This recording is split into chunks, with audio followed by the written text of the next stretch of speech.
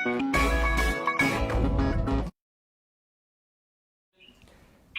श्री अकाल जी। सो जी आया देसी रंग शो के बहुत निघा स्वागत।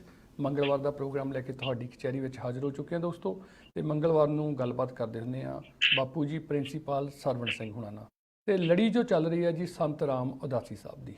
सो दो आपां भाग कर लिए आ ते तीसरा जिहड़ा अज दा भाग होऊगा उस दे विच उदासी साहब बारे बापू जी हुणी गल्लां बातां करनगे। कुछ कुछ उन्हां दीयां रचनावां भी तुहाडे नाल साझीआं करांगे ते किस तरह एक यंग एज दे विच मतलब यंग ही कहंदे आ जी 47-48 साल की उम्र दे विच संत राम उदासी हुणी इस दुनिया तो जिहड़े चले गए जी। सो वो की कारण बने की कुछ सी वो सारी सच्चाई जिहड़ी हैगी आ तुहाडे नाल गल्लां बातां दे जरिए बापू जी हुणी साझी करनगे। ते पार्ट 2 दे विच गलबात अज दा जिहड़ा विशा है थोड़ा जिहा मिलदा जुलदा ही है कईयां ना अपनी आम जिंदगी ते उस ते थोड़ियां जिहियां गल्लां बातां करांगे। सब तो पहलां जी आयां नूं आखदे आ बापू जी, जी आयां नूं, सत श्री अकाल जी। सत श्री अकाल जी। सारे ही दर्शकों श्रोतां नूं मेरे वालों शुभेच्छावां जी। जी आयां नूं बापू जी। आपां जिस तरह करते रहे सीगे उदासी साहब दीयां गल्लां बातां रचनावां किस तरह के परिवार दे विचों किन्नी मेहनत कीती, सीरी रल दीयां गल्लां बातां कीतियां गईयां है ना। तो बड़ा कुछ होया ते उस तो बाद उदासी साहब छोटी जी उम्र ही कह सकते आपां 47 साल उम्र दे विच इस दुनिया तो चले गए। तो की कारण बने वो सारे, की होया और कित्थे कित्थे दुनिया दे विच घुमे ते किस तरह का जो मतलब इदां दा बंदा जांदा है। जिवें आपां पिछले दिनां च गलबात कीती सी तुसीं कि जे अज भी उदासी साहब हुंदे तुहाडी उम्र दे होना सी ते कहंदे अज भी किसान मोर्चे दे विच उन्हां दीयां गल्लां बातां होणीआं सीगीआं जी। संत राम उदासी कुछ होर कवियां वांग जी बड़ी छोटी उम्र दे विच चले गए। अंग्रेजी का कवि कीट्स होया बहुत उच्च पाए का कवि, वो भी बहुत छोटी उम्र दे विच गुजर गया सीगा जी। पंजाबी का कवि शिव कुमार बटालवी, वो भी छोटी उम्र दे विच गुजर गया जी। और इवें जिवें ही संत राम उदासी जी। ये कारण अड्डो अड ने हरेक कवि दे चले जाण दे। वैसे तो मौत का कोई भी कारण हो सकता, एक नहीं दर्जना कारण होंदे ने, सैकड़े कारण होंदे ने, एक्सीडेंटल भी होंदे ने, होर कई होंदे ने जी। पर जिहड़ा संत राम उदासी का अंत होया वो बड़ा ही दुखांतक होया जी। उस तो बचा भी जा सकता सी ते उस तो बचाया भी जा सकता सी। उसनूं एक हादसा कह के भी असी सबर कर सकते हैं जी। जिवें कि मैं पहला दस चुका कि संत राम उदासी मैथों 1 साल वड्डा सी। तुसीं भी दस्सिया कि जेकर वो जींदा रहिंदा तो मेरे वर्गा ही होना सीगा जी। हुण तक उन्हें पता नहीं कितना कुछ लिखा होना सी, कितना कुछ गाया होना सी, कित्थे कित्थे गया होना सी। क्योंकि ये जिहड़ा समा हैगा ना उहदे जाण दा वो हैगा 1986। जी। 1986 तो लैके 2021 तक जो कुछ इलैक्ट्रॉनिक मीडिया ने तरक्की की है, जी। किवें कंप्यूटर कल्चर आई, किवें मोबाइल कल्चर आई, किवें इंटरनेट ते चले गई दुनिया, तो उहदियां कवितावां, उहदा गाउण, उहदा सारा कुछ इसे तरीके दे नाल ही गूंजना सीगा। वो उस युग दे विच होके चला गया जदों टावियां चीज़ां ही रिकॉर्ड कीतियां जांदियां सी, कैसट बन जाती सी जी। वो भी कैसट उहदी तद बन सकी कि जदों उसनूं कनेडा जाण दा मौका मिलिया, इंग्लैंड जाण दा मौका मिलिया। उत्थे कुछ दोस्तां ने उदों उहदियां कवितावां गीतां दी कैसट भर लई जिहड़ी कि उहदी आवाज़ दे विच साडे तक हुण तक मिलदी है जी। जेकर वो उद्यम ना करदे तां असीं उसकी आवाज़ नूं हूबहू शायद ना सुण सकदे जी। 1986 दे विच जिवें कि मैं पहलां भी जिक्र कीता उसनूं सद्दा मिलिया श्री हजूर साहब जिहड़ी गुरता गद्दी दे समागम वास्ते कि उत्थे आके कविता पढ़े। क्योंकि उन्हां समागमां दे विच जिथे सैमीनार हुंदे सीगे ਜੀ ਜਿੱਥੇ ਦੀਵਾਨ ਲੱਗਦੇ ਸੀ ਉੱਥੇ ਨਾਲ ਕਵੀ ਦਰਬਾਰ ਵੀ ਹੁੰਦਾ ਸੀ। ਹਜੂਰ ਸਾਹਿਬ ਜਾਣ ਦਾ ਮੌਕਾ ਤਦ ਮਿਲਿਆ ਕਿ ਇੱਕ ਤਾਂ ਉਹਦਾ ਪੁਰਾਣਾ ਸਾਥੀ ਜਿਹੜਾ ਕਿ ਢੂਡੀਕੇ ਕਾਲਜ ਦਾ ਵਿਦਿਆਰਥੀ ਸੀ, ਜਿਹੜਾ ਸਾਡਾ ਵਿਦਿਆਰਥੀ ਰਿਹਾ ਸੀ, ਗੁਰਚਰਨ ਸਿੰਘ ਸੰਘਾ ਜੀ, ਉਹ ਹੁਣ ਵੀ ਹੈਗਾ, ਪਿਛਲੇ ਸਾਲ ਮੈਨੂੰ ਮਿਲਿਆ ਵੀ ਸੀ। ਤੇ ਉਹ ਉਹਨਾਂ ਦਿਨਾਂ ਦੇ ਵਿੱਚ ਸੰਤ ਰਾਮ ਉਦਾਸੀ ਦੇ ਸੰਪਰਕ ਦੇ ਵਿੱਚ ਆ ਗਿਆ ਸੀ। ਜੀ, ਉਹਨਾਂ ਦੇ ਵਿੱਚ ਦੋਸਤੀ ਬਣ ਗਈ ਸੀ। ਔਰ ਉਸ ਤੋਂ ਬਾਅਦ ਨਕਸਲਬਾੜੀ ਲਹਿਰ ਦੇ ਵਿੱਚ ਜਦੋਂ ਕਈ ਗਰੁੱਪ ਬਣੇ, ਉਹਦੇ 'ਚ ਕਈ ਸਾਥੀ ਪਿੱਛੇ ਹਟ ਗਏ, ਕਈ ਸਾਥੀ ਵੰਡੇ ਗਏ, ਕਈ ਸਾਥੀ ਵਿਦੇਸ਼ਾਂ ਨੂੰ ਚਲੇ ਗਏ, ਕੋਈ ਕਿਤੇ ਖਿੰਡ ਗਿਆ, ਕੋਈ ਕਿਤੇ ਖਿੰਡ ਗਿਆ। ਗੁਰਚਰਨ ਸਿੰਘ ਸੰਘਾ ਹਜੂਰ ਸਾਹਿਬ ਚਲਾ ਗਿਆ, ਉੱਥੇ ਜਿਹੜੀ ਸੱਚਖੰਡ ਪੱਤਰਿਕਾ ਸੀ ਉਹਦਾ ਸੰਪਾਦਕ ਬਣ ਗਿਆ। ਜੀ, ਇਹ ਜਿਹੜੇ ਸਮਾਗਮ ਕਰਵਾਏ ਜਾਂਦੇ ਸੀ ਉਹਦੇ ਵਿੱਚ ਉਹਨੂੰ ਇੰਚਾਰਜ ਬਣਾ ਦਿੱਤਾ ਜਾਂਦਾ ਸੀ। ਤੋ ਉਸ ਨੇ ਸੱਦਿਆ ਸਾਰਿਆਂ ਨੂੰ, ਦਿੱਤੇ ਕਵੀਆਂ ਨੂੰ, ਹੋਰਨਾਂ ਨੂੰ, ਬਹੁਤ ਸਾਰੇ ਵਿਦਵਾਨਾਂ ਨੂੰ, ਪਰ ਦੋ ਦਾ ਜ਼ਿਕਰ ਕਰਾਂਗਾ ਮੈਂ। ਇੱਕ ਤਾਂ ਉਹਨੇ ਆਪਣੇ ਬਹੁਤ ਪੁਰਾਣੇ 1968, 69, 70 ਦੇ ਮਿੱਤਰ ਸੰਤ ਰਾਮ ਉਦਾਸੀ ਨੂੰ, ਉਹ ਬਾਘੇ ਪੁਰਾਣੇ ਦੀ ਸਾਹਿਤ ਸਭਾ 'ਚ ਆਇਆ ਸੀ ਤੇ ਸੰਤ ਰਾਮ ਉਦਾਸੀ ਵੀ ਉਸ ਸਾਹਿਤ ਸਭਾ ਦੇ ਵਿੱਚ ਗਿਆ ਸੀ।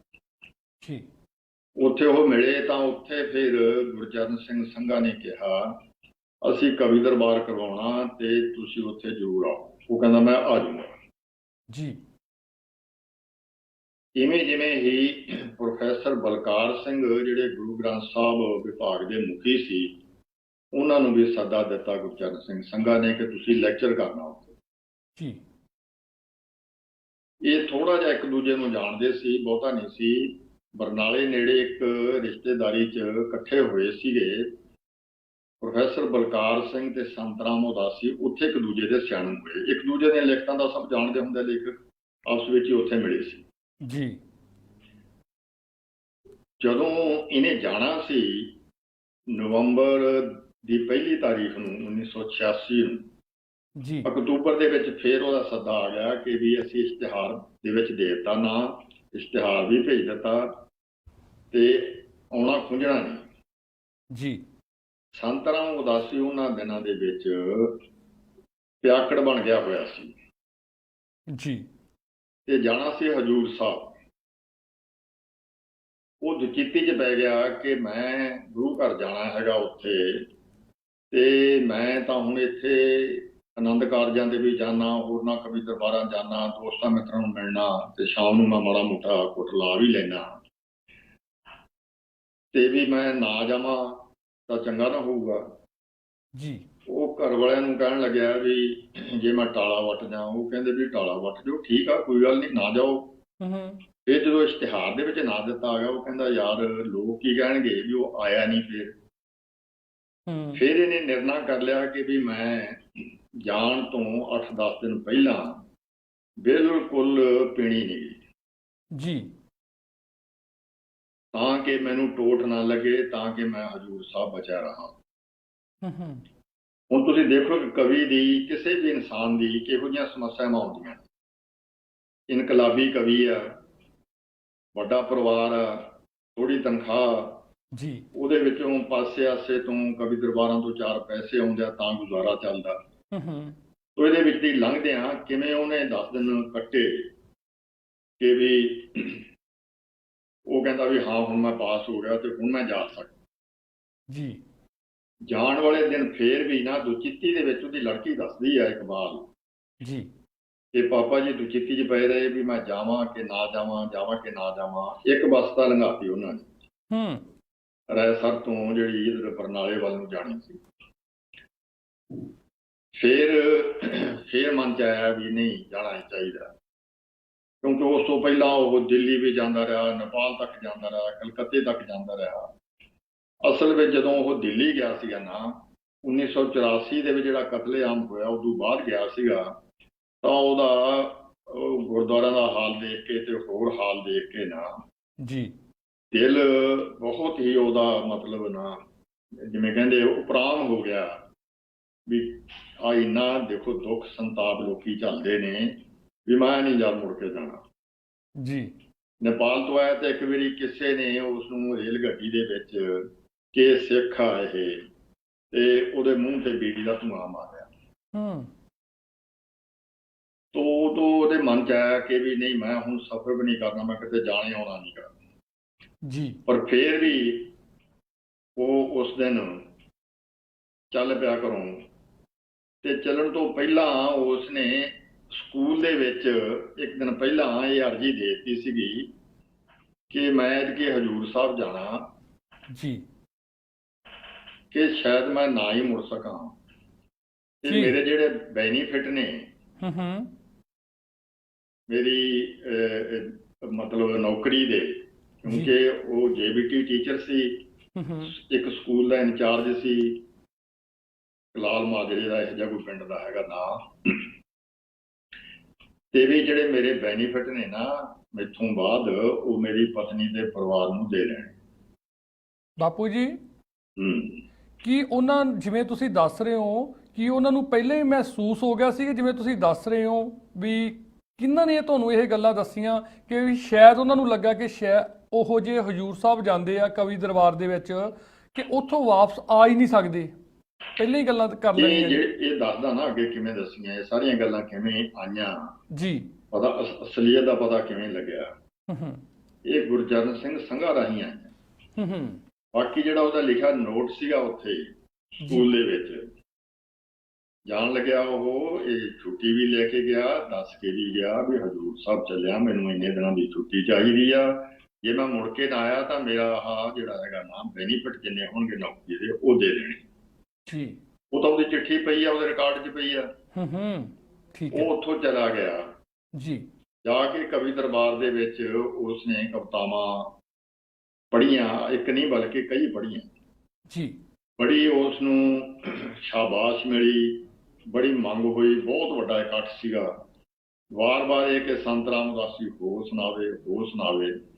ਔਰ ਉਸਨੇ ਬਹੁਤ ਜ਼ਿਆਦਾ ਉੱਚੀ ਆਵਾਜ਼ ਦੇ ਵਿੱਚ ਕਿੱਲ ਕਿੱਲ ਕੇ, ਜਿਵੇਂ ਕੋਈ ਆਵਾਜ਼ ਉੱਚੀ, ਉਹਦਾ ਬਹੁਤ ਗਾਉਂਦਾ ਵੀ ਬਹੁਤ ਉੱਚੀ ਸਿਖਰਲੀ ਆਵਾਜ਼ ਦੇ ਵਿੱਚ ਸੀ। ਤੇ ਉਹ ਕਵੀ ਦਰਬਾਰ ਦੇਰ ਰਾਤ ਤੱਕ ਚੱਲਦਾ ਰਿਹਾ, ਅੱਧੀ ਰਾਤ ਟੱਪਣ ਤੋਂ ਬਾਅਦ ਤੱਕ ਉਹ ਕਵੀ ਦਰਬਾਰ ਚੱਲਿਆ ਜੀ। ਔਰ ਕਵੀ ਦਰਬਾਰ ਦੀ ਜਿਵੇਂ ਕਹਿੰਦੇ ਹੁੰਦੇ ਆ ਨਾ, ਜਿਵੇਂ ਭਲਵਾਨੀ ਦੀ ਝੰਡੀ ਲੈ ਜਾਣੀ, ਕਵੀ ਦਰਬਾਰ ਦੀ ਵੀ ਝੰਡੀ ਹੁੰਦੀ ਇੱਕ ਤਰ੍ਹਾਂ ਨਾਲ, ਉਸ ਤਰ੍ਹਾਂ ਦੀ ਤਾਂ ਨਹੀਂ ਹੁੰਦੀ ਭਲਵਾਨਾਂ ਵਾਂਗੀ। ਤੇ ਫਲਾਨੇ ਕਵੀ ਦੀਆਂ ਬੜੀਆਂ ਚੜ੍ਹ ਮੱਚੀਆਂ, ਉਹਦੀ ਬਾਜੀ ਸੰਤ ਰਾਮ ਉਦਾਸੀ ਲੈ ਗਿਆ। ਸੰਤ ਰਾਮ ਉਦਾਸੀ ਨੂੰ ਫਿਰ ਉਸ ਤੋਂ ਬਾਅਦ ਗੁਰਚਰਨ ਸਿੰਘ ਸੰਘਾ ਜਿਹਨੇ ਉਹਨੂੰ ਸੱਦਿਆ ਸੀ, ਜਿਹੜਾ ਉਹਦਾ ਢੁੱਡੀ ਕੇ ਕਾਲਜ ਵਿੱਚ ਪੜ੍ਹਨ ਵੇਲੇ ਦਾ ਉਹਦਾ ਦੋਸਤ ਬਣਿਆ ਸੀ ਜੀ, ਉਹ ਫਿਰ ਉਸ ਨੂੰ ਆਪਣੇ ਦਫ਼ਤਰ ਲੈ ਗਿਆ।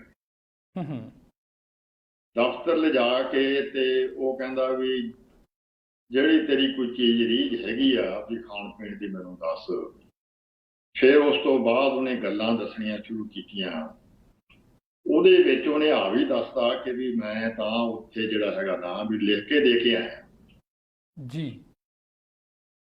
ਤੇ ਨਾਲ ਉਹਨੇ ਇਹ ਵੀ ਕਿਹਾ ਕਿ ਵੀ ਮੇਰਾ ਸੰਨਿਆਸ ਲੈਣ ਨੂੰ ਜੀ ਕਰਦਾ। ਗੁਰਚਰਨ ਨੇ ਸਮਝਾਇਆ ਕਿ ਵੀ ਤੂੰ ਚੰਗਾ ਭਲਾ ਵਧੀਆ ਕਵੀ ਆ, ਇਨਕਲਾਬੀ ਆ, ਤੂੰ ਸੰਨਿਆਸ ਲੈ ਕੇ ਕੀ ਕਰਨਾ। ਉਹਨੇ ਫਿਰ ਆਪਦੀ ਗਰੀਬੀ ਦੇ ਘਰਾਂ ਦੇ ਜਿਵੇਂ ਹੁੰਦੇ ਆ, ਉਹ ਵੀ ਮਾੜੇ ਮੋਟੇ, ਕਿਤੇ ਬੰਦਾ ਖੁੱਲ ਜਾਂਦਾ ਨਾ ਪੁਰਾਣੇ ਦੋਸਤ ਕੋਲੇ ਜੀ। ਉਹ ਕਹਿੰਦਾ ਵੀ ਤੇਰੀ ਹਰ ਮਦਦ ਕਰਾਂਗੇ, ਬਈ ਤੂੰ ਮੁੰਡੇ ਕੁੜੀਆਂ ਵਿਆਹ ਲੈ, ਉਸ ਤੋਂ ਬਾਅਦ ਜੇ ਤੂੰ ਸੰਨਿਆਸ ਲੈਣਾ ਹੋਊਗਾ, ਹੁਣ ਮੈਂ ਵੀ ਤਾਂ ਇੱਥੇ ਹਜ਼ੂਰ ਸਾਹਿਬ ਬੈਠਾ ਹੀ ਆ ਨਾ ਜੀ। ਉਹ 2:45 ਵਜੇ ਤੱਕ ਗੱਲਾਂ ਕਰਦੇ ਰਹੇ ਜੀ। ਫਿਰ ਉਹ ਕਹਿੰਦਾ ਵੀ ਹੁਣ ਤੂੰ ਸੌਂ ਜਾ, ਤੇ ਸਵੇਰੇ ਸਵਖਤੇ ਤੁਹਾਡੀਆਂ ਸੀਟਾਂ ਬੁੱਕ ਨੇ। ਇੱਕ ਤਾਂ ਪ੍ਰੋਫੈਸਰ ਬਲਕਾਰ ਸਿੰਘ, ਉਹਨਾਂ ਨੇ ਪਟਿਆਲੇ ਆਉਣਾ ਸੀਗਾ ਜੀ, ਇਹਨੇ ਆਉਣਾ ਸੀ ਮੁੜ ਕੇ ਰਾਏ ਸਾਹਿਬ, ਵੀ ਤੁਹਾਡਾ ਇਕੱਠੇ ਬੁੱਕ ਨੇ, ਤੁਹਾਡੀਆਂ ਇੱਕੋ ਗੱਡੀ ਤੇ ਜਾਣਾ, ਤੁਸੀਂ ਸਾਥ ਬਣਿਆ ਜਾਊਗਾ। ਇਹ ਉਹਨੇ ਪਹਿਲਾਂ ਹੀ ਇੰਤਜ਼ਾਮ ਕਰ ਲਿਆ ਸੀ ਗੁਰਚਰਨ ਸਿੰਘ ਸੰਘਾ ਨੇ ਜੀ। ਪਰ ਉਹਦੀ ਹਾਲਤ ਵੇਖ ਕੇ ਸੰਤ ਰਾਮ ਉਦਾਸੀ, ਉਹਨੇ ਉਹਨੂੰ ਕਿਹਾ ਕਿ ਉਦਾਸੀ ਤੂੰ ਨਾ ਜਾ ਜੀ। ਕਹਿੰਦਾ ਕੀ ਗੱਲ? ਕਹਿੰਦਾ ਤੇਰੀ ਹਾਲਤ ਠੀਕ ਨਹੀਂ, ਤੂੰ ਮੇਰੇ ਕੋਲ ਰਹਿ, ਜਦੋਂ ਤੇਰੀ ਹਾਲਤ ਠੀਕ ਹੋ ਜਾਊਗੀ ਉਦੋਂ ਤੈਨੂੰ ਭੇਜ ਦੇਵਾਂਗੇ। ਠੀਕ ਹੈ ਤੇ ਜਿਹੜੀ ਤੇਰੀ ਛੁੱਟੀ ਹੈਗੀ ਆ ਉੱਥੇ ਉਹਨੂੰ ਐਕਸਟੈਂਡ ਕਰਵਾ ਲਵਾਂਗੇ। ਉਹਨੇ ਜੀ ਜ਼ਿੰਮੇਵਾਰੀ ਲੈ ਲਈ ਕਿ ਵੀ ਮੈਂ ਜਿਹੜੀ ਤੂੰ ਉੱਥੇ ਛੁੱਟੀ ਲੈ ਕੇ ਆਇਆ ਜਿੰਨੇ ਦਿਨਾਂ ਦੀ, ਉਹ ਇੱਥੋਂ ਤਾਰ ਭੇਜ ਦਿੰਦੇ ਆ, ਛੁੱਟੀ ਤੇਰੀ ਐਕਸਟੈਂਡ ਹੋ ਜੂਗੀ, ਤੂੰ ਰਹਿ। ਪਰ ਉਹ ਕਹਿੰਦਾ ਨਹੀਂ, ਮੈਂ ਰੁਕਣਾ ਨਹੀਂ, ਮੈਂ ਪ੍ਰੋਫੈਸਰ ਸਾਹਿਬ ਦੇ ਨਾਲ ਚਲਿਆ ਜਾਊਂ, ਉਹ ਮੇਰੇ ਨਾਲ ਅਸੀਂ ਗੱਲਾਂ ਕਰਦੇ ਚਲੇ ਜਾਊਂ। ਉਹ ਆ ਕੇ ਜੀ ਵੱਖਰੇ ਵੱਖਰੇ ਥਾਂ ਸੌਣਾ ਸੀਗਾ। ਉਹਦੀ ਰਿਹਾਇਸ਼ ਜਿੱਥੇ ਸੋਚਿਆ ਕਿ ਸੌਂ ਗਿਆ, ਤੇ ਪ੍ਰੋਫੈਸਰ ਬਲਕਾਰ ਸਿੰਘ ਆਪਦੀ ਜਿੱਥੇ ਜਗ੍ਹਾ ਸੀ ਉੱਥੇ ਸੌਂ ਗਿਆ ਜੀ। ਫਿਰ ਬਲਕਾਰ ਸਿੰਘ ਉੱਠਿਆ ਸਵਖਤੇ ਤੜਕੇ, ਇਹਨੂੰ ਜਗਾਇਆ ਕਿ ਵੀ ਤੂੰ ਤਿਆਰ ਹੋ ਜਾ ਤੇ ਆਪਾਂ ਹੁਣ ਗੱਡੀ ਸਵਖਤੇ ਜਾਣੀ ਆ, ਤੇ ਆਪਾਂ ਰਿਕਸ਼ੇ ਤੇ ਚੱਲਦੇ ਆ ਸਟੇਸ਼ਨ ਤੇ ਉੱਥੋਂ ਗੱਡੀ ਚੜ੍ਹ ਜਾਵਾਂਗੇ। ਜਦੋਂ ਉਹ ਮੁੜ ਕੇ ਰਿਕਸ਼ੇ ਤੇ ਆਇਆ ਇਹਨੂੰ ਲੈਣ ਵਾਸਤੇ, ਇਹ ਫਿਰ ਸੁੱਤਾ ਪਿਆ। ਜੀ ਬਲਕਾਰ ਸਿੰਘ ਨੇ ਦੱਸਿਆ ਕਿ ਇੱਕ ਤਾਂ ਮੇਰਾ ਮਨ ਕੀਤਾ ਕਿ ਯਾਰ ਇਹ ਬੰਦੇ ਨੂੰ ਨਾਲ ਤਾਂ ਜਗਾ ਕੇ ਗਿਆ, ਹਾਲੇ ਵੀ ਇਹ ਸੁੱਤਾ ਪਿਆ। ਵੀ ਮੈਨੂੰ ਵੈਸੇ ਤਾਂ ਉੱਥੋਂ ਆਪਣੇ ਸੁਭਾਅ ਦੇ ਮੁਤਾਬਕ ਮੁੜ ਜਾਣਾ ਚਾਹੀਦਾ ਸੀ, ਵੀ ਬੰਦਾ ਤਾਂ ਯਾਰ ਇਹ ਹੁਣ ਜਾਗਿਆ ਹੀ ਨਹੀਂਗਾ, ਸੁੱਤਾ ਪਿਆ। ਫਿਰ ਕਹਿੰਦਾ ਇਹ ਵੀ ਮੈਂ ਫਿਰ ਵੀ ਕਿਹਾ ਵੀ ਇੱਕ ਵਾਰੀ ਹੋਰ ਆਵਾਜ਼ ਬੂਝ ਮਾਰ ਕੇ ਦੇਖ ਲਓ। ਫਿਰ ਕਿਹਾ ਤੇ ਫਿਰ ਜਦ ਨੂੰ ਉਹ ਆ ਗਿਆ ਉੱਠ ਕੇ, ਰਿਕਸ਼ੇ ਤੇ ਬਹਿ ਗਿਆ ਨਾਲ ਜੀ। ਹੁਣ ਇਹ ਬਲਕਾਰ ਸਿੰਘ ਦੇ ਦੱਸਣ ਮੁਜਬ ਕਿ ਮੈਨੂੰ ਐਂ ਜਾਪਿਆ ਵੀ ਜਿਵੇਂ ਉਹ ਦਾਰੂ ਦਾ ਭੰਨਿਆ ਪਿਆ। ਜੀ ਸੱਚਾਈ ਜਿਹੜੀ ਹੁੰਦੀ ਆ ਨਾ, ਉਹ ਦੱਸਣੀ ਵੀ ਪੈ ਜਾਂਦੀ ਹੈ ਕਈ ਵਾਰ। ਹੋ ਸਕਦਾ ਕਵੀ ਦਰਬਾਰ ਤੋਂ ਬਾਅਦ ਉਹਨੇ ਇਹ ਕੁਛ ਕਰ ਲਿਆ ਹੋਵੇ, ਤੇ ਉਹ ਕਹਿੰਦਾ ਬੋਲਣ ਨੂੰ ਨਹੀਂ ਸੀ ਹਟ ਰਿਹਾ। ਰਿਕਸ਼ੇ 'ਚ ਬੈਠਾ ਨਾ ਗੱਲਾਂ ਕਰੀ ਜਾਂਦਾ ਸਟੇਸ਼ਨ ਤੇ ਆ ਗਈ। ਕਹਿੰਦਾ ਬਲਕਾਰ ਸਿੰਘ ਨੇ ਦੱਸਿਆ ਕਿ ਮੈਂ ਤਾਂ ਗੱਲਾਂ ਹੀ ਅਣਸੁਣੀਆਂ ਕਰ ਰਿਹਾ ਸੀਗਾ। ਉੱਥੋਂ ਫਿਰ ਰੇਲ ਗੱਡੀ 'ਚ ਬਹਿ ਗਏ, ਤੇ ਰੇਲ ਗੱਡੀ 'ਚ ਬਹਿਣ ਤੋਂ ਮੈਂ ਆਖਿਆ ਦੇਖਿਆ ਵੀ ਉਹ ਕਹਿੰਦਾ ਮੇਰਾ ਸੌਣ ਨੂੰ ਜੀ ਕਰਦਾ। ਮੈਂ ਵੀ ਮਨ 'ਚ ਕਹਿੰਦਾ ਕਿਹਾ ਵੀ ਚਲੋ ਗੱਲਾਂ ਕਰਨ ਨੂੰ ਹਟ ਗਿਆ, ਸਵਾਰੀਆਂ ਨੂੰ ਪਰੇਸ਼ਾਨ ਨਹੀਂ ਕਰੂਗਾ। ਕਿ ਉੱਪਰ ਇੱਕ ਫੱਟੇ ਤੇ ਸਵਾਰੀ ਸੀਗੀ, ਮੈਂ ਉਹਨੂੰ ਬੇਨਤੀ ਕੀਤੀ ਵੀ ਮੇਰਾ ਦੋਸਤ ਬਿਮਾਰ ਆ, ਤੇ ਜੇ ਇਸ ਨੂੰ ਇੱਥੇ ਲੇਟ ਲੈਣ ਦਿਓ। ਉਹ ਉਤਰਿਆ ਉੱਥੇ, ਕਹਿੰਦਾ ਬੈਗ ਲੈ ਕੇ ਸਰਾਣੇ ਰੱਖ ਕੇ ਆਪਦਾ, ਤੇ ਉੱਥੇ ਉਹ ਲੇਟ ਗਿਆ। ਮੈਂ 4-5 ਬੰਦੇ ਹੋਰ ਸੀਗੇ ਉੱਥੇ ਸਿੱਖ ਯਾਤਰੀ, ਉਹਨਾਂ ਨਾਲ ਬੈਠ ਗਿਆ। ਉਹਨਾਂ 'ਚ ਇੱਕ ਸੀਗਾ retired ticket collector, ticket checker. ਉਹ ਗੁਰਸਿੱਖ ਸੀ, ਉਹਨੇ ਵੀ ਕਵੀ ਦਰਬਾਰ ਆਪ ਸੁਣਿਆ ਸੀ। ਉਹਨੇ ਬਲਕਾਰ ਸਿੰਘ ਦਾ ਭਾਸ਼ਣ ਵੀ ਸੁਣਿਆ ਸੀ ਤੇ ਉਦਾਸੀ ਦੀ ਕਵਿਤਾ ਸੁਣੀ ਸੀ। ਉਦੋਂ ਬਾਅਦ ਗੱਲਾਂ ਕਰਦੇ ਗਏ, ਤੇ ਗਾਂ ਇੱਕ ਔਰੰਗਾਬਾਦ ਸਟੇਸ਼ਨ ਆਉਂਦਾ, ਉੱਥੇ ਉਹਨੇ ਚਾਹ ਦੇ ਕੱਪ ਲਏ ਤੇ ਇਹਨੂੰ ਫੜਾਉਣ ਗਿਆ ਤਾਂ ਇਹ ਸੁੱਤਾ ਪਿਆ ਸੀ। ਇਹਨੇ ਕਿਹਾ ਵੀ ਚਲ ਸੁੱਤਾ, ਆਰਾਮ ਕਰਨ ਦਿਓ, ਰਾਤ ਵੀ ਘੱਟ ਸੁੱਤਾ, ਹੁਣ ਕੀ ਜਗਾਉਣਾ, ਤੇ ਚਲੋ ਇਹ ਚਾਹ ਫਿਰ ਗਾਂ ਸੀ। ਫਿਰ ਇਹ ਉਸ ਤੋਂ ਬਾਅਦ ਜੋ ਮਨਵਾਲ ਸਟੇਸ਼ਨ ਆਉਣਾ ਸੀਗਾ, ਇੱਕ ਹੋਰ ਸਟੇਸ਼ਨ ਆਇਆ ਰਾਤ ਜੀ, ਉੱਥੇ ਫਿਰ ਇਹਨੇ ਕਿਹਾ ਵੀ ਇਹਨੂੰ ਚਾਹ ਪਿਲਾ ਦਿਆਂ। ਉਹ ਜਦੋਂ ਉਹਨੂੰ ਹਿਲਾਇਆ ਜਲਾਇਆ ਤਾਂ ਇਹ ਹਿੱਲਿਆ ਜੁਲਿਆ ਨਾ। ਇਹਨੇ ਦੇਖਿਆ ਵੀ ਇਹ ਤਾਂ ਕੰਮ ਹੋਰ ਖਰਾਬ ਹੋ ਗਿਆ ਲੱਗਦਾ। ਉਹਨੇ ਆ ਕੇ ਉਹਨੂੰ ਜਿਹੜਾ TTC ਦੱਸਿਆ ਜੀ ਕਿ ਮੇਰਾ ਸਾਥੀ ਆ, ਉਹ ਹਿਲਦਾ ਜੁਲਦਾ ਨਹੀਂ। ਉਹ ਆਇਆ, ਉਹਦੇ ਨਾਲ ਦੇਖਿਆ, ਉਹਨੇ ਵੀ ਦੇਖਿਆ। ਉਹ ਕਹਿੰਦਾ ਭਾਈ ਸਾਹਿਬ ਵੀ ਇਹਦੇ ਤਾਂ ਪ੍ਰਾਣ ਹੈ ਨਹੀਂ, ਨਬਜ ਨਹੀਂ ਚੱਲਦਾ ਜੀ। ਫਿਰ ਬਲਕਾਰ ਸਿੰਘ ਨੇ ਪੁੱਛਿਆ ਵੀ ਹੁਣ ਕੀ ਕਰੀਏ। ਉਹ ਕਹਿੰਦਾ ਕਿ ਮੈਂ ਰੇਲਵੇ 'ਚ ਹੀ ਨੌਕਰੀ ਕਰਦਾ, ਇੱਥੇ ਨਹੀਂ ਆਪਾਂ ਦੱਸਦੇ। ਜੇ ਇੱਥੇ ਤੱਕ ਨਾ ਵੀ ਇਹ ਸਟੇਸ਼ਨ ਹੈਗਾ ਛੋਟਾ, ਇਹ ਮੈਂ ਰੇਲਵੇ ਵਾਲਾ ਸਿਸਟਮ ਜਾਣਦਾ, ਇੱਥੇ ਦੀ ਦੇਹ ਖਰਾਬ ਹੋਊਗੀ, ਪ੍ਰਬੰਧ ਕਰਨੇ ਬੜੇ ਮੁਸ਼ਕਲ ਹੋ ਜਾਣਗੇ। ਮਨਵਾੜ ਸਟੇਸ਼ਨ ਅੱਗੇ ਵੱਡਾ ਹੈਗਾ, ਉੱਥੇ ਦੱਸਾਂਗੇ ਆਪਾਂ। ਮਨਵਾੜ ਜਾ ਕੇ ਫਿਰ ਉਹ TT ਤੇ ਦੱਸਿਆ ਵੀ ਇਸ ਤਰ੍ਹਾਂ ਕਰਕੇ ਆਹ ਭਾਣਾ ਵਰਤਿਆ। ਉੱਥੋਂ ਪੁਲਿਸ ਪਾਰਟੀ ਆਈ, ਉਹਦੀ ਦੇਹ ਉਤਾਰ ਲਈ, ਔਰ ਉੱਥੇ ਫਿਰ ਸਾਰਿਆਂ ਨੇ ਫੈਸਲਾ ਕੀਤਾ। ਉਹ ਇਕੱਠੇ ਹੋ ਗਏ ਫਿਰ ਸਾਰੇ, ਕਿਉਂਕਿ ਉਹ ਗੁਰਮੁਖ ਬੰਦਾ ਸੀ, ਉੱਥੇ ਸਿੱਖ ਰਹਿੰਦੇ ਨੇ ਮਨਵਾੜ। ਉਹ ਕਹਿੰਦੇ ਵੀ ਬਲਕਾਰ ਸਿੰਘ ਨੂੰ ਕਹਿੰਦੇ ਵੀ ਤੁਸੀਂ ਤਾਂ ਜਾ ਕੇ ਇਹ ਦੱਸੋ ਇਹਨਾਂ ਦੇ ਘਰਦਿਆਂ ਨੂੰ, ਪਰਿਵਾਰ ਨੂੰ, ਵੀ ਆਹ ਭਾਣਾ ਵਰਤ ਗਿਆ ਤੇ ਅਸੀਂ ਇਹਨਾਂ ਦੀ ਦੇਹ ਸੰਭਾਲਦੇ ਹਾਂ, ਤੇ ਇਹ ਕਿਉਂਕਿ ਇਸ ਤਰ੍ਹਾਂ ਗੱਡੀ ਦੇ ਵਿੱਚ ਇਹਨਾਂ ਨੇ ਹੁਣ ਨਹੀਂ ਜਾਣ ਦੇਣੀ ਜੀ, ਉਹਦੇ ਲਈ ਵੱਖਰਾ ਪ੍ਰਬੰਧ ਕਰਨਾ ਪੈਣਾ। ਉਹ ਲੰਬਾ ਚੌੜਾ ਮੈਂ ਦੱਸਦਾ ਚੱਕਰ। ਇਹ ਬਲਕਾਰ ਸਿੰਘ ਆਏ ਸਿੱਧੇ ਪਟਿਆਲੇ ਆਉਣ ਦੀ ਥਾਂ ਬਰਨਾਲੇ ਉਤਰੇ। ਬਰਨਾਲੇ ਸਾਹਿਬ ਸਭਾ ਦੀ ਮੀਟਿੰਗ ਚੱਲਦੀ ਸੀਗੀ, ਉੱਥੇ ਗਏ ਤਾਂ ਉਹ ਸਾਰੇ ਉਹਨਾਂ ਨੇ ਅਫਸੋਸ ਵੀ ਕੀਤਾ। ਉਹ ਕਹਿੰਦੇ ਜੀ ਠੀਕ ਆ, ਹੁਣ ਅਸੀਂ ਘਰੇ ਦੱਸ ਦਿਆਂਗੇ, ਤੁਸੀਂ ਮੁੜ ਜਾਓ ਜੀ। ਉਹ ਵਾਪਸ ਮੁੜ ਗਿਆ। ਹੁਣ ਜਿਹੜੇ ਬਰਨਾਲੇ ਦੇ ਸਾਥੀਆਂ ਨੇ ਜ਼ਿੰਮੇਵਾਰੀ ਲੈ ਲਈ ਸੀ ਦੱਸਣ ਦੀ, ਉਹਨਾਂ ਨੇ ਦੱਸਿਆ ਗਾਂ ਜਾ ਕੇ, ਤੇ ਇੰਨੇ ਦੇਰ ਦੇ ਵਿੱਚ ਉੱਥੋਂ ਵੀ ਟੈਲੀਗ੍ਰਾਮ ਆ ਗਈ, ਤਾਰ ਆ ਗਈ। ਫਿਰ ਜਿਹੜਾ ਦਾ ਭਰਾ ਸੀ ਗੁਰਦਾਸ ਸਿੰਘ ਘਾਰੂ, ਵੱਡਾ ਭਰਾ ਜੀ, ਉਹ ਗਿਆ ਹੋਇਆ ਸੀਗਾ ਜਲੰਧਰ ਜੀ। ਛੋਟਾ ਭਰਾ ਗੁਰਦੇਵ ਸਿੰਘ ਕੋਲ ਉੱਥੇ ਰਹਿੰਦਾ ਸੀ। ਪਿੰਡੋਂ ਸੁਨੇਹਾ ਗਿਆ ਉਹਨਾਂ ਦਿਨਾਂ 'ਚ ਆ ਨਹੀਂ ਸੀ ਟੈਲੀਫੋਨ ਵਾਲਾ ਚੱਕਰ, ਇਸ ਤਰ੍ਹਾਂ ਤਾਰਾਂ ਆਉਂਦੀਆਂ ਸੀ, ਚਿੱਠੀਆਂ ਆਉਂਦੀਆਂ ਸੀ, ਕਮਿਊਨੀਕੇਸ਼ਨ ਦੇ ਸਾਧਨ ਇਹੋ ਜਿਹੇ ਨਹੀਂ ਸੀਗੇ। ਉੱਥੇ ਜਾ ਕੇ ਉਹਨੂੰ ਦੱਸਿਆ ਵੀ ਸੰਤ ਰਾਮ ਉਦਾਸੀ ਦਾ ਐਕਸੀਡੈਂਟ ਹੋ ਗਿਆ, ਵੀ ਤੁਸੀਂ ਘਰ ਆ ਜਾਓ। ਉਹ ਦੋਨੇ ਭਰਾ ਜਿਹੜੇ ਆ ਘਰ ਆਏ ਤਾਂ ਰੋਣ ਧੋਣ ਪਿਆ ਹੋਇਆ ਸੀ। ਫਿਰ ਇਹ ਤਾਂ ਉਦਾਸੀ ਦੇ ਲੜਕੇ ਨੂੰ ਨਾਲ ਲੈ ਕੇ ਜਾਣਾ ਚਾਹੁੰਦਾ ਸੀ, ਇਹਦਾ ਵੱਡਾ ਭਰਾ ਉਦਾਸੀ ਦਾ, ਕਿ ਅਸੀਂ ਜਾਂਦੇ ਹਾਂ, ਅਸੀਂ ਦੇਖਦੇ ਹਾਂ ਉੱਥੋਂ ਦੇਹ ਲਿਆਂਦੀ ਗਈ, ਦੇਹ ਲਿਆ ਕੇ ਜਾਂ ਫਿਰ ਜੋ ਵੀ ਹੋਇਆ ਉਸ ਤਰ੍ਹਾਂ ਕਰਾਂ। ਉਹ ਉਦਾਸੀ ਦੇ ਘਰ ਵਾਲੀ ਕਹਿਣ ਲੱਗੀ ਨਹੀਂ ਮੇਰੇ ਭਰਾ ਨੂੰ ਲੈ, ਕਾਕੂ ਨੂੰ ਲੈ। ਉਹਦਾ ਭਰਾ ਸੀ, ਉਹ ਅਮਲੀ ਸੀਗਾ। ਉਹ ਜਦੋਂ ਦਿੱਲੀ ਪਹੁੰਚੇ ਤਾਂ ਦਿੱਲੀ ਜਿਹਨੂੰ ਅਮਲੀ ਨੂੰ ਆ ਗਈ ਟੋਟ ਜੀ। ਉਹ ਅਗਲੀ ਗੱਡੀ ਜਿਹੜੀ ਹਜੂਰ ਸਾਹਿਬ ਨੂੰ ਜਾਣੀ ਤਿਆਰ ਖੜੀ ਸੀ, ਉਹ ਕਹਿੰਦਾ ਵੀ ਮੈਂ ਤਾਂ ਗੱਡੀ ਚੜ੍ਹ ਨਹੀਂ ਸਕਦਾ, ਮੈਨੂੰ ਤਾਂ ਚਾਹੀਦਾ ਹੁਣ ਮਾਵਾ ਕਿਤੋਂ। ਉਹ ਗੁਰਦਾਸ ਸਿੰਘ ਗੁਰਸਿੱਖ ਬੰਦਾ ਸੀ, ਕਹਿੰਦਾ ਯਾਰ ਬੰਦਾ ਕਿਹੜਾ ਨਾਲ ਲੈ ਆਏ। ਉਹ ਫਿਰ ਉਹ ਮਾਵਾ ਲੱਭਦੇ ਕਰਦੇ ਉੱਥੇ ਦਿੱਲੀ ਤੋਂ ਉਹ ਗੱਡੀ ਗਈ ਲੰਘ ਜੀ। ਜਦੋਂ ਉਹਨੂੰ ਇਹ ਮਰਵਾੜ ਪਹੁੰਚੇ, ਜਦ ਤੱਕ ਉਹਨਾਂ ਨੇ ਸੰਸਕਾਰ ਕਰਤਾ ਸੀਗਾ, ਬੜੇ ਚੰਗੇ ਢੰਗ ਨਾਲ ਕੀਤਾ, ਜੋ ਰਸਮਾਂ ਰੀਤਾਂ ਹੁੰਦੀਆਂ ਸਾਰੀਆਂ। ਉਦੋਂ ਬਾਅਦ ਉੱਥੋਂ ਫੁੱਲ ਲਏ ਜੀ। ਫਿਰ ਫੁੱਲ ਉਹਨਾਂ ਨੇ ਜਾ ਕੇ ਗੋਦਾਵਰੀ ਨਦੀ 'ਚ ਪਾ ਕੇ ਤੇ ਹਜੂਰ ਸਾਹਿਬ ਦੇ ਨਗੀਨਾ ਸਾਹਿਬ ਜਿਹੜਾ ਘਾਟ ਗੁਰਦੁਆਰਾ ਹੈਗਾ ਉੱਥੇ ਪਾਠ ਰਖਾਇਆ।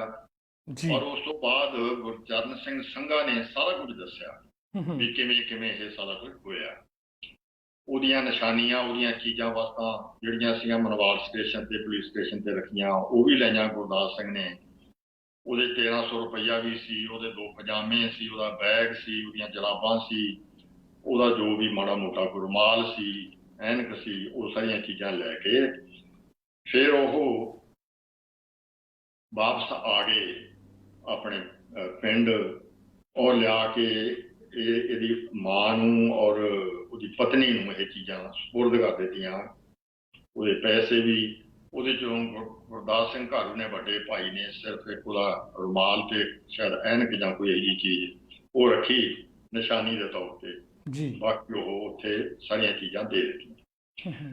ਤੋ ਇਹ ਜਿਹੜੀ ਗੱਲ ਮੈਂ ਤੁਹਾਨੂੰ ਦੱਸੀ ਹੈ ਜੀ, ਇਹਦਾ ਜਿਹੜਾ ਚਸ਼ਮਦੀਦ ਗਵਾਹ 2 ਬੰਦੇ ਨੇ।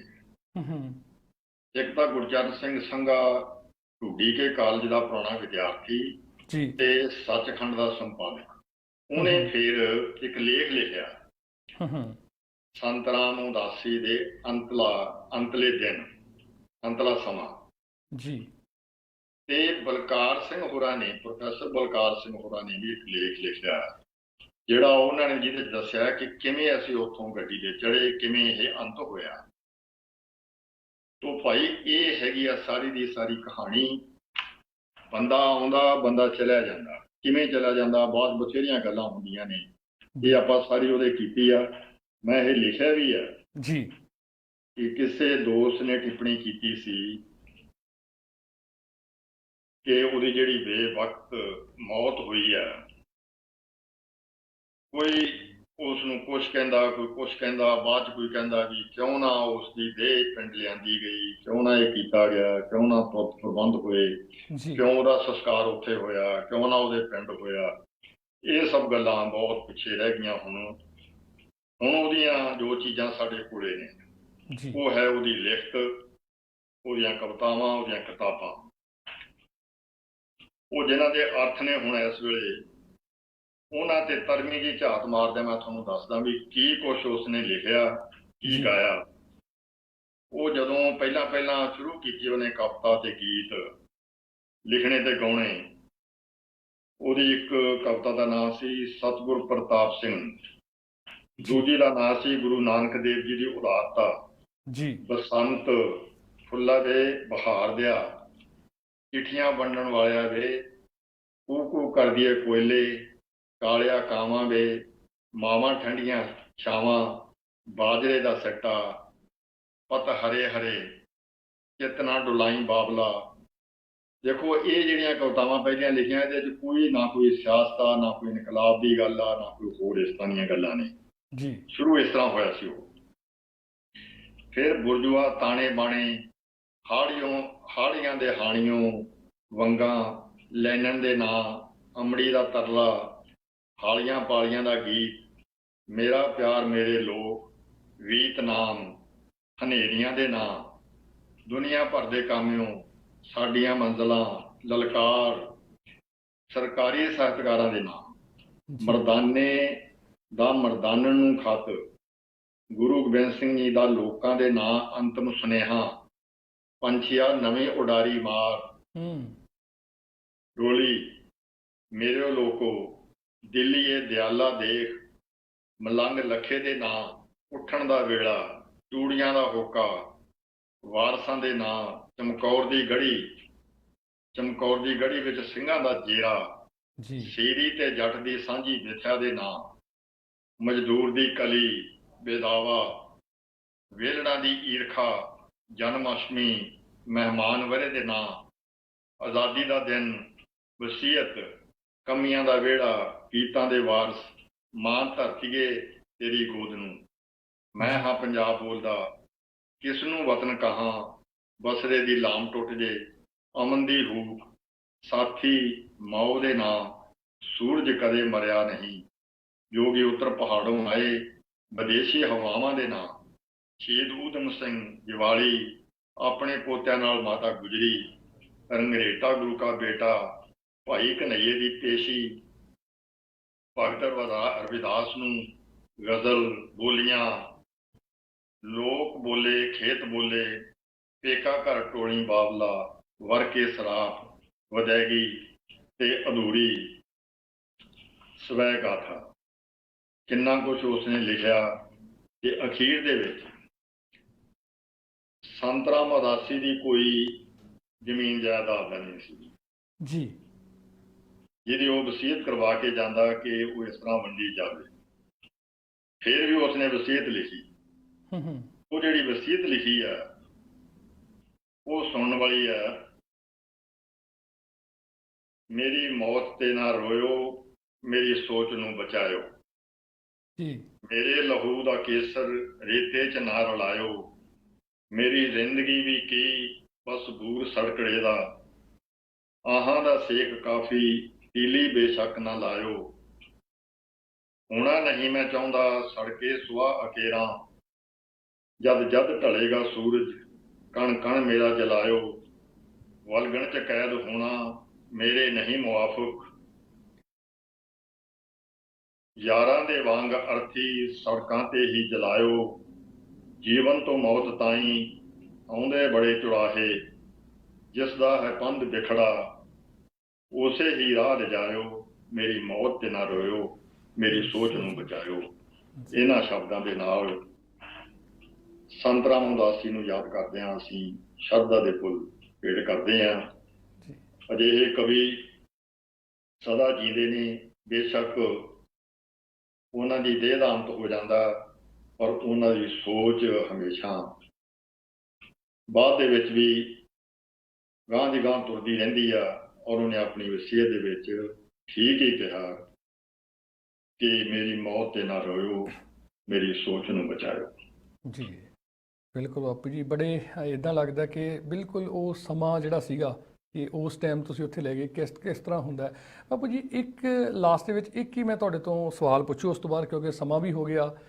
ਇੱਕ ਤਾਂ ਮੈਂ ਚਾਹੂੰਗਾ ਕਿ ਅਖੀਰ ਦੇ ਵਿੱਚ ਤੁਸੀਂ ਜਿਹੜੀ ਜੋ ਅਸੀਂ ਸੁਣੀ ਆ, ਜੋ ਆਮ ਲੋਕ ਸੁਣਨਾ ਚਾਹੁੰਦੇ ਹੈ ਨਾ, ਮਗਦਾ ਰਹੀ ਵੇ ਸੂਰਜਾ ਕਮੀਆਂ ਦੇ ਵਿਹੜੇ, ਉਹਦੀਆਂ ਥੋੜ੍ਹੀਆਂ ਜਿਹੀਆਂ ਸਤਰਾਂ। ਅਤੇ ਇੱਕ ਮੇਰੇ ਮਨ 'ਚ ਬਾਪੂ ਜੀ ਆਉਂਦਾ ਹੈ ਕਿ ਹਮੇਸ਼ਾ ਜਿਹੜੇ ਗੁਣੀ ਬੰਦੇ ਹੁੰਦੇ ਆ ਨਾ, ਹੈ ਨਾ, ਕੁਛ ਇੱਦਾਂ ਦਾ ਲਿਖਦੇ ਆ। ਤੁਸੀਂ ਜਿੱਦਾਂ ਰਚਨਾਵਾਂ ਉਹਨਾਂ ਨੇ ਦੱਸਿਆ, ਕਿੰਨੀ ਲਿਖਤ ਉਹਨਾਂ ਨੇ ਮਤਲਬ ਲਿਖਿਆ, ਹੈ ਨਾ, ਵਧੀਆ ਲਿਖਿਆ ਸਾਰਾ ਕੁਛ, ਮਤਲਬ ਹਰ ਇਨਸਾਨ 'ਚ ਕੋਈ ਨਾ ਕੋਈ ਕਮੀ ਨਿਕਲ ਆਉਂਦੀ ਹੈ, ਖਾਸ ਕਰਕੇ ਜਿਹੜੇ ਇੱਦਾਂ ਦੇ ਲੋਕ ਹੁੰਦੇ ਆ, ਹੈ ਨਾ।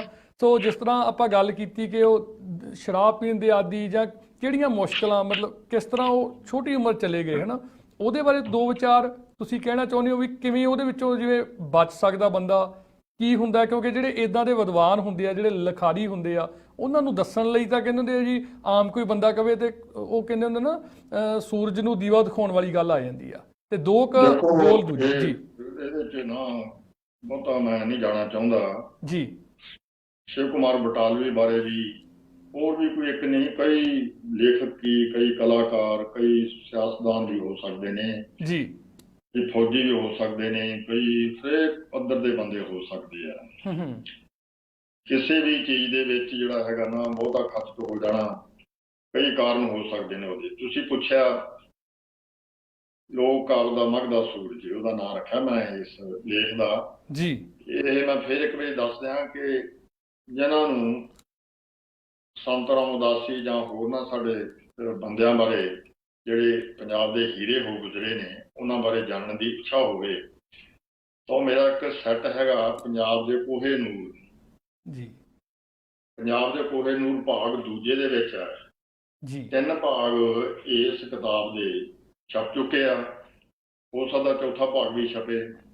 ਇਹਦੇ ਵਿੱਚ ਕਾਫੀ ਸਾਰੇ ਆ, ਕਿਸੇ ਦੇ ਵਿੱਚ 10 ਜਣਿਆਂ ਬਾਰੇ ਆ, ਕਿਸੇ 'ਚ 11 ਜਣਿਆਂ ਬਾਰੇ ਆ, ਕਿਸੇ 8-9 ਜਣਿਆਂ ਬਾਰੇ ਆ। ਤੁਸੀਂ ਕਿਹਾ ਕਿ ਉਹ ਗੀਤ ਦੀਆਂ ਕੁਝ ਲਾਈਨਾਂ ਸਾਂਝੀਆਂ ਕਰ ਲਵਾਂ। ਮਾਂ ਧਰਤੀ ਏ ਤੇਰੀ ਗੋਦ ਨੂੰ ਚੰਦ ਹੋਰ ਬਥੇਰੇ। ਇਹ ਗੀਤ ਪਹਿਲੀ ਵਾਰ ਜਰੈਤੀ ਯੂਨੀਵਰਸਿਟੀ ਲੁਧਿਆਣਾ ਦੇ ਪਾਲ ਆਡੀਟੋਰੀਅਮ ਦੇ ਵਿੱਚ ਸੁਣਿਆ ਸੀ ਜੀ 1978 ਦੇ ਵਿੱਚ। ਉਦੋਂ ਅਸੀਂ ਢੁੱਡੀਕੇ ਤੋਂ ਗਏ ਸੀ ਇਕੱਠੇ,